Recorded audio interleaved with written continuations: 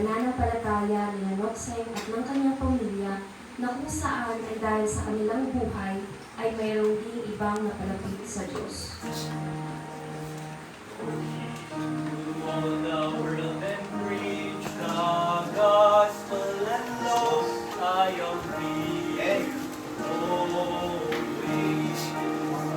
So mga kapatid, sama-sama nating abutin ang mga kaluluwang di pa naliligtas at ibahagi ang Ebanghelyo ni Kristo sa hindi pa nakakakilala.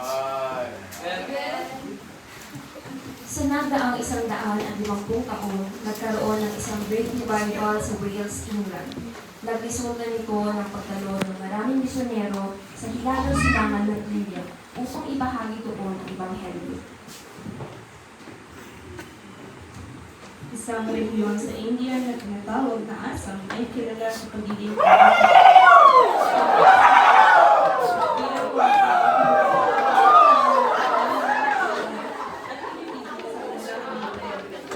ngayon naman, mayroon pa rin po ng mga misyonero na pumunta upang ibahagi ang mensahe ng pag-ibig, kapayapaan at pag-asa na mayroon kay Kristo. Sa kanilang pagdating ay hindi sila tinanggap. Ngunit mayroong isang misyonero, ang tagumpay na nakapagbalik loob ng isang pamilya. Ang pamilya ni Nokseng. Jesus paid it all to Him I owe. Sin had left the crimson stain, He washed it by the blood.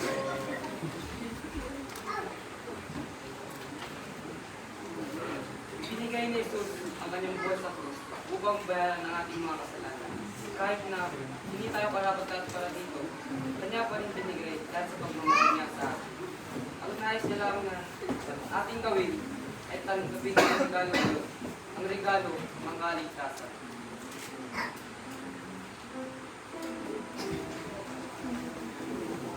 Now indeed I find I far in neither can change the leper's past and melt the heart of stone. And then before the throne I stand in Him complete. Jesus died my soul to save. My lips shall speak with thee. Ang pananampalataya ni Nokseng ay talaga namang kitang-kita at kanyang ipinapahayag sa iba.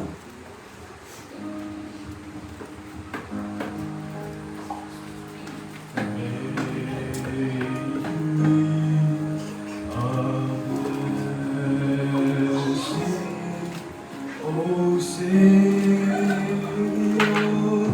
I pray, make me a blessing to someone today. Dahil sa ito'y nakakahawa, naging dahilan nito na marami din sa kanilang nayon ay nagsimula na din tumanggap kay Jesus. I know not why God's wondrous grace to me had made known. For I am worthy, Christ in love, to Him He had made known. I know not why the Spirit moves, convincing men of sin.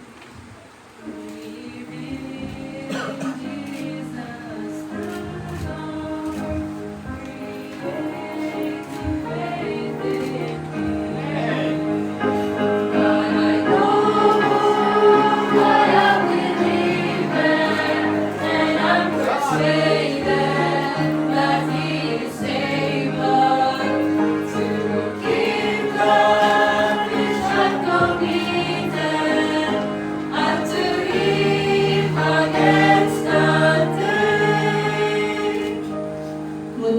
At nung pangyayaring ito, ang dahilan ng pagkagalit ng pinuno ng kanilang nayon. Kaya naman, ay pinatawag niya ang katribo kasama si Nokseng at ang kanyang pamilya. Ano itong aking nabalitaan? Nagsisimula na kayong magsamba sa isang tao na hindi ako! Asa si Nokseng? Magpakita at lumapit!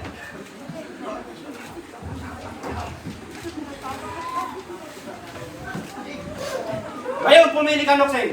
Tatalikuran mo ang iyong Diyos at ang iyong pananampalataya sa lahat ng harap ng tao na ito o mamatay! Pagpasyan ko nang sumunod kay Jesus, hindi na ako babalik, hindi na ako babalik.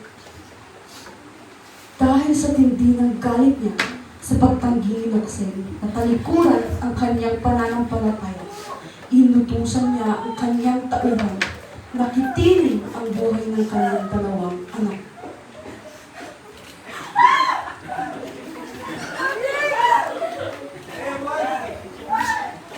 Ika'y aking tatanungin ulit, Nokseng. Patay na ang iyong mga anak. Kala mo rin bang sakripisyo ang buhay ng iyong asawa? Kahit walang sumama sa akin, susunod pa rin ako kay Jesus. Kahit walang sumama sa akin! Dahil dito ay mas lalong nagalit ang pinuno ng nayon, kaya inutusan niya muli ang kanyang tauhan na wakasan ang buhay ng kanyang asawa.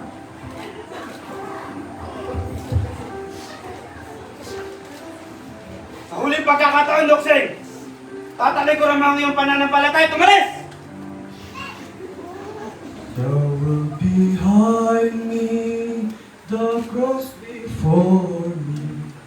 Thou will behind me, the cross before me. Thou will behind me, the cross before me. No turning back, no turning. Ngunit sa kabila ng kanilang pagkamatay, isang himala ang naganap. Ang pinuno ng nayon na nagpawakas sa buhay ng pamilya ni Nokseng ay naantig at napamangha sa tibay ng pananampalataya ng kanilang pamilya. Bakit nga ba kailangan ng isang lalaki mabuhay sa isang mundo, sa malayong lupain, sa isang kontinente, na nabuhay ng 1,000 taon na ang nakaraan? Tiyak na may pambihirang pananampalataya ang pamilyang ito. Gusto ko rin iyong maranasan. Sa biglaan niyang pagpapahayag ng kanyang pananalig, idineklara niya na I have decided to follow you. No turning back, no turning back. Ako rin ay kami ng kay Jesu Cristo!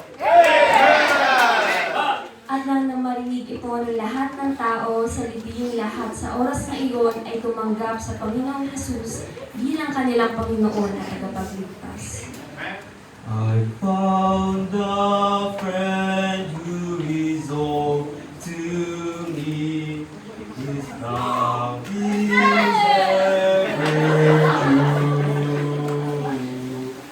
I love to tell how he lifted me and what his grace can do for you. Saved by His power divine, saved to the lights of God. Right now it's so sweet and my joy is complete. For I'm saved, saved, saved. So let us go and let us serve Him, realize for all to see. Let us show that we will serve Him and we believe. Yes, we believe.